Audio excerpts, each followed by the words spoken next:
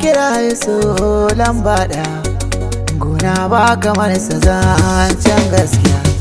Ina yau nazari da kukan kurciya, so mai sa hawaye mai sa dariya. Karatu na so da zurfi mai yawa, so ya sa ina tunanin rayuwa. Ina yi gwagwarmayar da ba ta misaltuwa, da bayan gangarar bagon take hawa. So ya sanya zuciyoyi damuwa, da kun kai yaran gama banansa. Ya yi daɗin kiɗa yake sa rawa, ya zama dole mu da su ba rabuwa. Dukan wanda ke so sai haƙuri, da ba mu cewa kaddara sai jinkiri. Soyin zai shige ka ba ya uzuri, sannan ya fi biya gon hanzari. Suguna ya zama abokin rayuwa, waye zai rayuwa in babu so. A so duniya ne, su mai sanya maza daurin zane, su mai sanya babba dawo kankani. Zane kyansa zai fura na gini, su mai gyala jahili ko mai sani.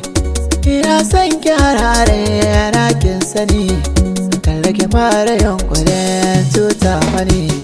Idan haura safiya su da wuni, alkawarin mani da ke zane tuni.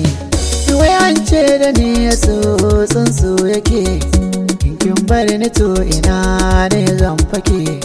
Idan ranar da kin kai man fifike, abance zan mace ba amma zan suke. Idan ranar da kin kace min baki, soyayya da ni ya to ya zanayi.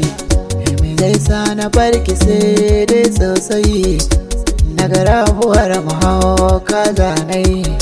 Soyayya ta gaske na da farin ciki, ba na yaudara da ɗaukar alhaki. Komai kin kara ai ya zane miki, da ban san yan garan da za saba miki. Ni mai san ki ne,